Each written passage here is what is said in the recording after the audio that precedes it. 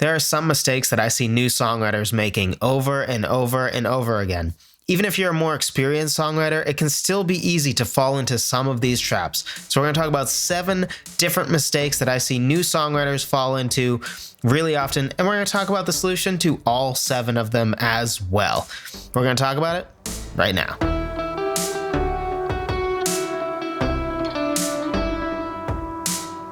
Hello, friend. Welcome to another episode of Songwriter Theory. I am pumped to be spending some time with you today, even though I'm sick getting over a certain virus that you may or may not have heard of. I'm still here talking about songwriting for you, with you. Don't worry. You can't catch it through YouTube. You can't catch it through a podcast if that's how you're listening. So don't worry. You're safe. We're good. But today we're talking about 7 mistakes new songwriters make.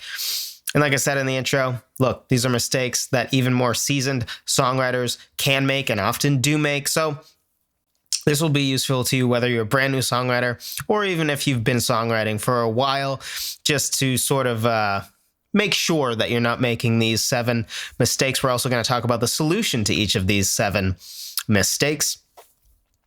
Before we dive in, especially if you're a new songwriter or if you're somebody who just needs a little kick of inspiration, be sure to grab my free guide on 10 different ways to start writing a song. I give you 5 different ways to start writing a song from more of a lyrical perspective, and then 5 different ways to start writing a song from more of a musical perspective. This can help you avoid the trap of things like the thing I make fun of most often, because it is kind of a lot of songwriters where they start all of their songs the exact same way. They grab a guitar, play with a G chord and a C chord and a D chord until they find a chord progression they like with the same 5 chords that they like. And then, they improvise melody from there, and soon all their songs sound the same and they're kind of meh. Avoid that. This guide will help you with that. So be sure to download that at songwritertheory.com/free guide. Link will be in the description, especially if you are on YouTube. Let's jump into the 7 mistakes. Number 1, I'm pretty sure it was my first podcast ever. Might be second or third podcast. I'm fairly confident it was in the first 5, where I talked about lyrics don't need to rhyme. And look, the reason for this is almost every amateur song I've ever seen has just eye-roll worthy rhymes. And they seem to feel the need to do something like an A-B rhyme scheme, right? Where every other line rhymes with its, the other one. You don't need to do that, okay? You just don't. First of all, you probably don't even know if your favorite song rhymes. You probably have to think about it. Right now, as I said that, you're probably having to think about it, which tells you just how important rhyming is, right? It's really not that important. It does help to make lyrics a little more memorable. Sometimes you can use it on purpose to make it feel like a lyric is predictable, right? It feels right because it fits so well. Sure, I'm not anti-rhyming. I never want you to think I'm anti-rhyming. But especially if you're a beginner, you don't need to rhyme as much as you think. I'm personally a big fan of sort of like a AX type rhyme scheme, or XA, where X basically represents a line that doesn't rhyme, right? So, 2 lines out of 4 will try to rhyme and the other ones don't.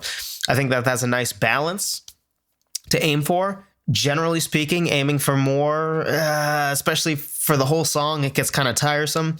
Also, your rhymes don't need to be perfect, right? So even if you do decide to do ABAB or AAAB or something like that, you don't need to do perfect rhymes, right? That's how you get the eye roll worthy, like, oh, let me guess, you're going to rhyme night with light, right? That's original. I've never heard that before, right?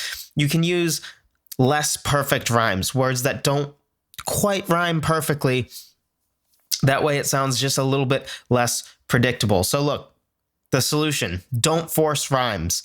Know that you don't have to rhyme. This is a big thing for me. Like, look, if you have to choose between a lyric that's really, really good and a lyric that rhymes, right? Like, do you want to say precisely what you want to say? Or do you want to say a rhyme, right? Where you're compromising what you wanted to say, but hey, at least it rhymes. Never choose that second option. Always make sure that you say exactly what you want to say. And hey, if you can rhyme, great. Go to something like rhymezone.com to find rhymes. Because look, relying on your memory is how you're going to get rhymes like light and night.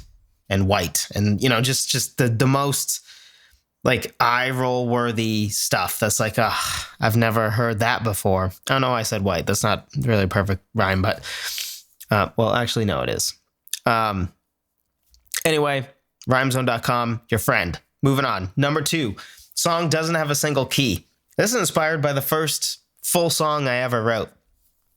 I was a freshman in high school when I really wrote what I consider to be my first real song, meaning, I had a beginning, middle, end. I had the whole verse, chorus, bridge, the whole bit, music for the whole thing, lyrics for the whole thing. I had done like full lyrics before, but didn't finish the music. I had like musical pieces before, but like didn't really have lyrics with it. But this is the first song that just start to finish was a full real song. And for 2 years, I couldn't figure out why it sounded just a little off. And the reason that it sounded a little off, turns out I learned this when I took my music theory class. I believe it was my junior year of high school. I finally put it together. It's because my intro was in the key of C. My first verse was, I believe, in the key of C still, and then the chorus went into the key of G. And look, if you do that intentionally, yes, that can work, right? Key changes are, of course, a very common thing. But when done intentionally, right? So making sure to learn keys, right? I've talked about my 4 main pillars of music theory that everybody needs to know. I'll put a link to my guide that talks about those 4 pillars of music theory that every songwriter needs to know as well in the description. But look, keys are one of those important things that you really need to know, right? Don't just be like, well, these chords sound good together. Like, okay, that's fine for a time, but at some point, just bite the bullet and take the like 30 minutes it takes, tops, to learn keys. Keys are really not that hard. The concept of staying in the same key, or just understanding, like when you say, I'm writing a song and you're like, okay, I'll write it in the key of C, knowing what notes you have available, what chords you have available, the jobs of the chords within that key. This is all super important, super helpful stuff. And you want to be able to not get lucky every time that like, oh, well, it just happened to sound good, so I went with it. Like, you're banking on luck at that point. Don't bank on luck. Learn the basic music theory of what a freaking key is. That way you can decide, maybe your song's in the key of C or in the key of G, right? And not be like my first song where it couldn't decide whether it was the key of C or G and it gave this off-putting, weird, non-committal sound and it just didn't feel right. And I didn't know why until I took music theory. Number 3. And if you're wondering if I sound sick, yes. Getting over a certain virus you may have heard of. I don't remember if I mentioned that at the beginning. I have a cough drop, so you'll have to excuse me. But hey, that's where we are right now. Still making content, still happy to be talking to you. If you're enjoying this so far, drop a like if you're on YouTube. Number 3, focus on chord progressions too much. This is the thing I poked fun of in the intro. So many songwriters. I would go so far as to say almost every single new songwriter I've ever met, I've ever heard from, ever. Their story and their average songwriting story is, well, I'm a guitarist and I grab the guitar and I like G chords and C chords. And I know that the amount of times I've heard G chord, C chord, and D chord sound good together, right? Instantly I know, okay, so you know nothing about keys. Like, that's true. In the key of G, those would sound good together because the key of G, that would be the 1 chord G, the 4 chord C, and the 5 chord D. So what they're saying is not wrong. It's just misguided. But it's very common for people to be like, oh, I got to find this good chord progression first. Nobody gives a rip about your chord progression.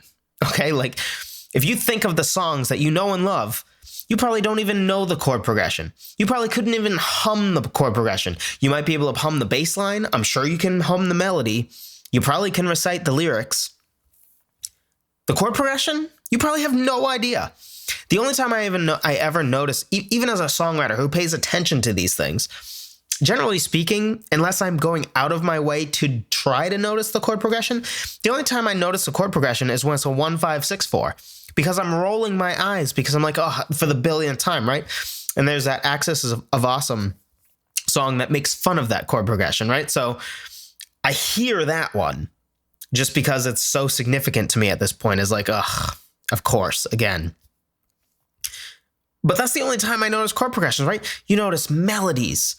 You notice some of the instrumentation. You notice a cool bass line.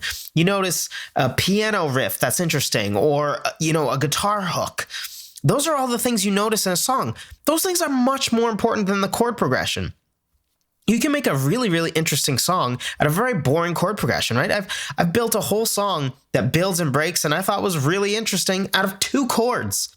It's just the same 4 bars repeated over and over and over again as far as the basic chords. But because of how I build the arrangement up and I break it down and I change the lyrics and, the melody changes in the chorus, through all that, the song stays interesting because nobody gives a rip about the chord progression. So taking the time to make sure you get the chord progression right first, or to make that the basis of your song, the first thing you write, is silly. Because I've talked before, I think I mentioned it last week too, songwriting is a funnel, right?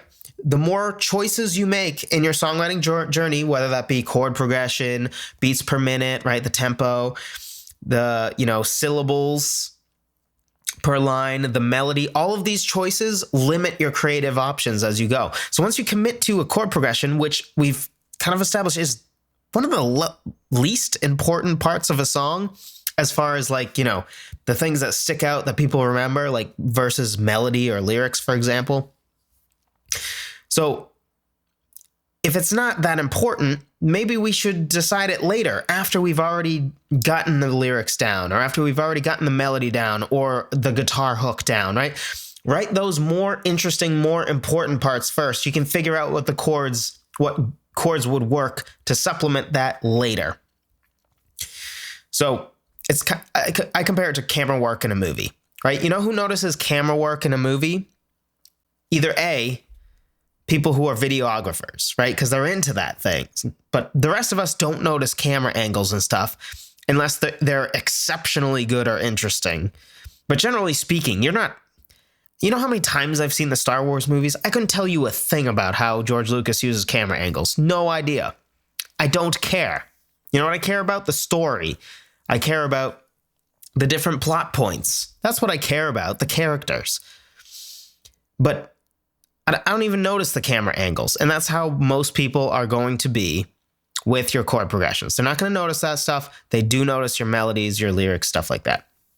So look, solution: force yourself to write the melody or a riff before you write the chord progression. When I say riff, that could be a guitar riff, a piano riff, a guitar hook, whatever term you want to use. Number 4, simplistic melody. I think this is a direct product of what I just talked about. Oftentimes, you'll find a chord progression you like, and then you sing something that's comfortable, improvise singing, right, with your chord progression, and it's comfortable. You improvise it, and you're like, oh, that's a melody. That works. But that's such a low bar, right? And the problem with improvising a melody vocally is you're probably going to default to something that's extra comfortable, aka something that's extra conversational. And there's something to be said for conversational melodies, right?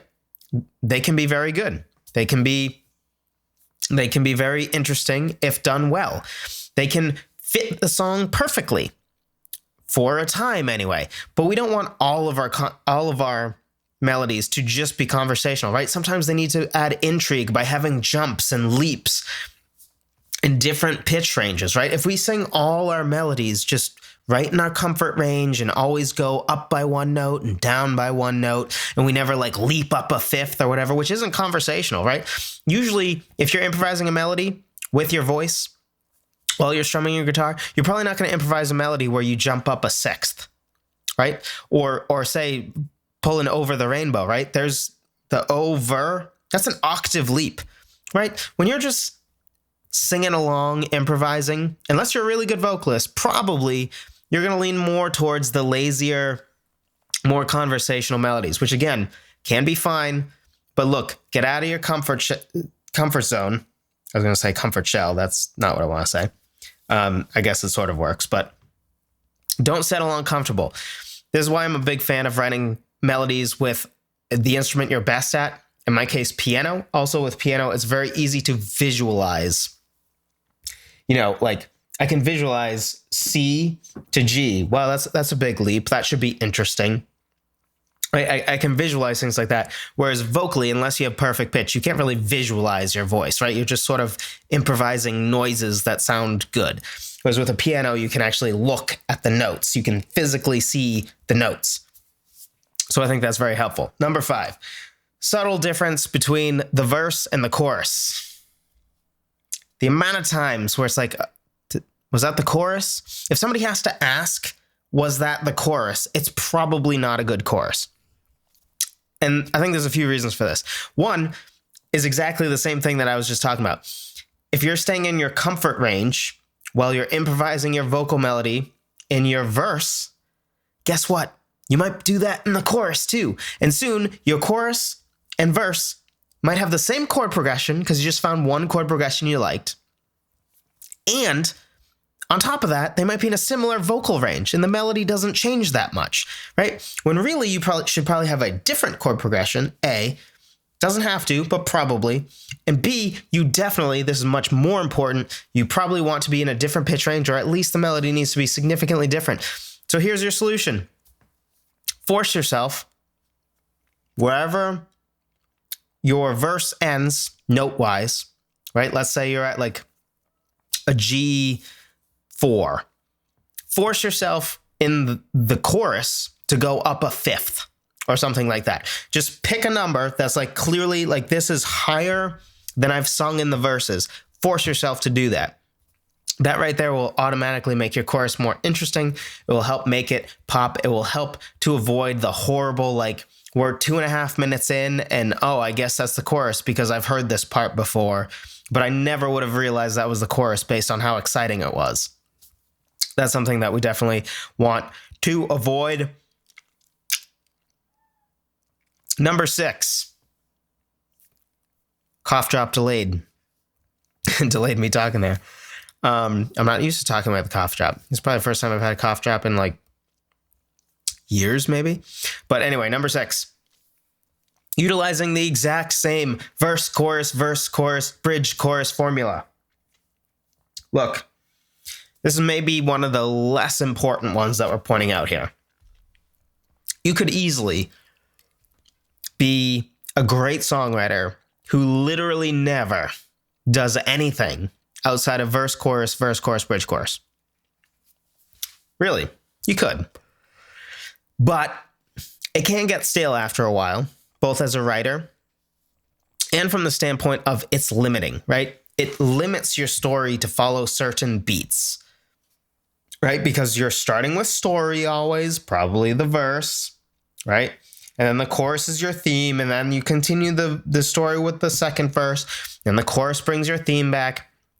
And then you're probably doing that third major plot point in the bridge, and then the chorus comes back to wrap up the theme, right? Maybe you want to tell a 2-part story instead with just 2 verses. You don't want the bridge to continue that story, right?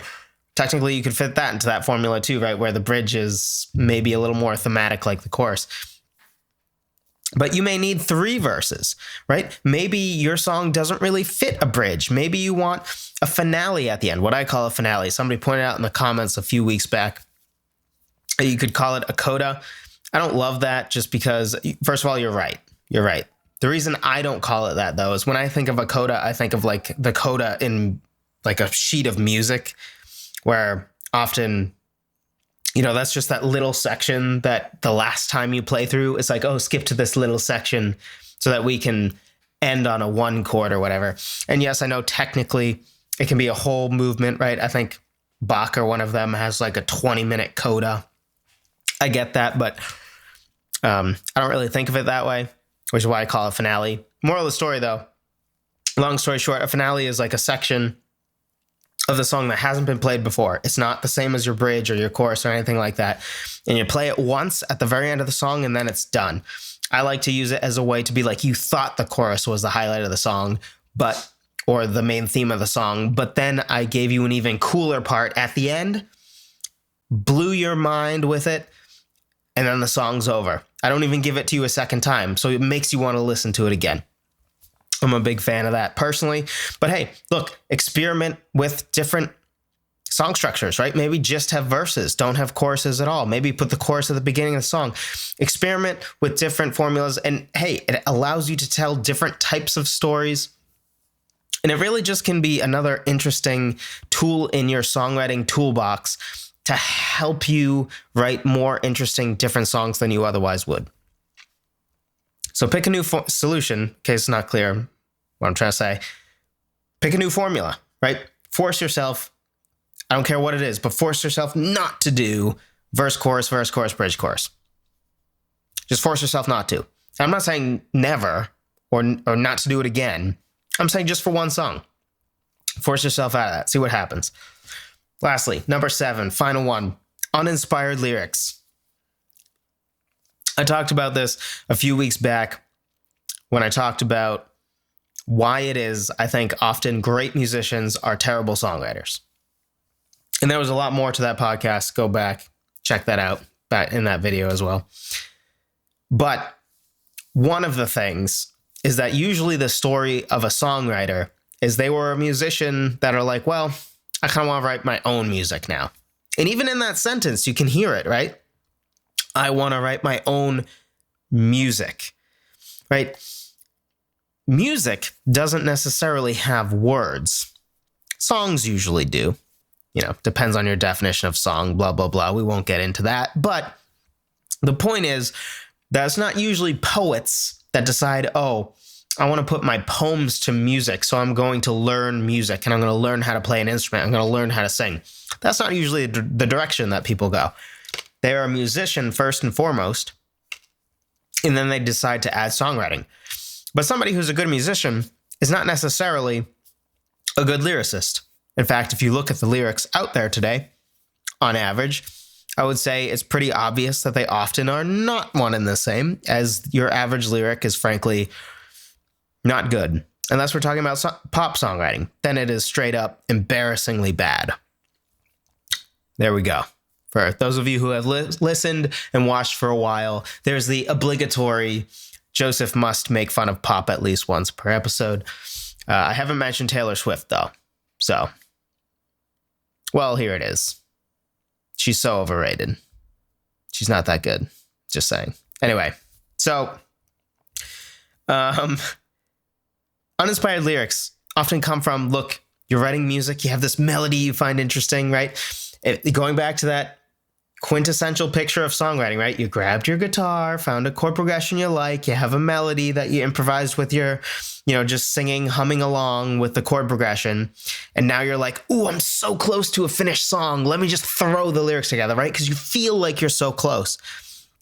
And because you prioritize music so much more, and you don't really fancy yourself a poet, if you will, it's easy to kind of get lazy about that and not force yourself to spend as much time on the lyrics as you really should. Look, if it takes you half an hour to write the music, but it's going to take you months to finish the lyrics, good.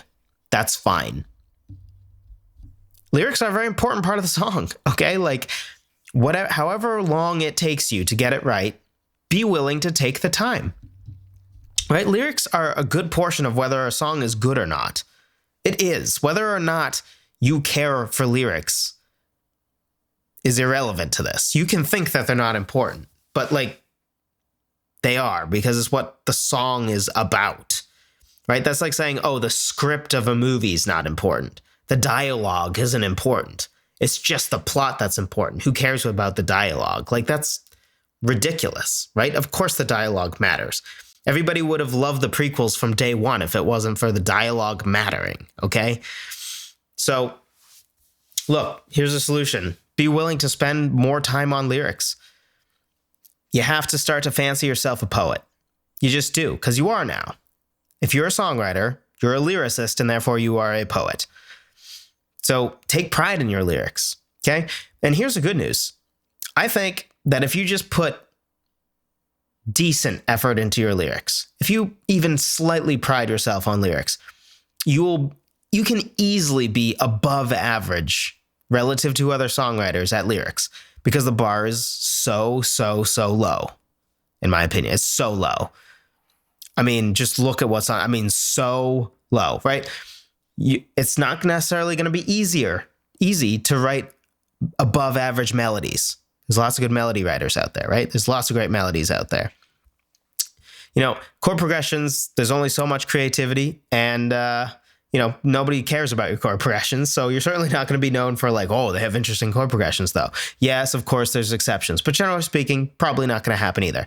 So the easiest way for you to differentiate yourself from the competition, it's probably not going to be your melodies, okay? Even if you're a good melody writer, there's lots of good melodies out there. There are not a lot of good lyrics out there. There's a ton of absolute garbage out there.